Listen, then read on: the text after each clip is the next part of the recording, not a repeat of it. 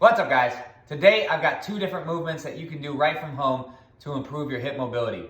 We're gonna not only stretch, we're also gonna strengthen like we've done in previous videos.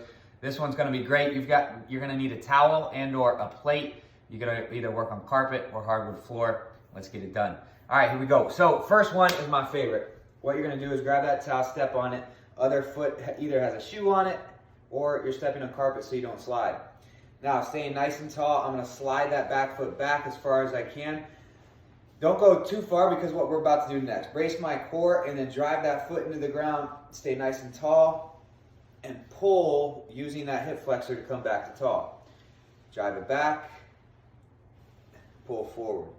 You can lift the heel off as well. Drive it back and pull forward. If you're doing it right, you're gonna feel it right here in the hip flexor, as well as using that glute to come up into hip extension, so you're getting a double bang for your buck. Depending on which joint you're trying to improve, which area, which tissues you're trying to improve, you can focus more on digging that limb down into the ground. All right, anywhere, nice and slow tempo, about 3 to 5 seconds back, 2 seconds forward, 8 to 10 reps. Okay, number two, now you're gonna kneel. Same concept. Now we're just from a half kneeling position. I'm gonna slide back as hard as I can, far as I can, and then dig that knee into the ground to slide forward. Drive back glutes flex, ribs are down.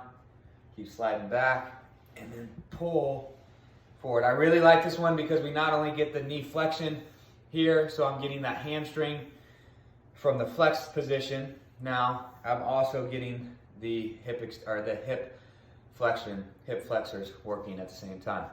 Like I said, 3 to 5 seconds back, about 2 seconds forward, and then working anywhere from 8 to 10 reps for each set, 2 to 3 sets apiece. Have a great day.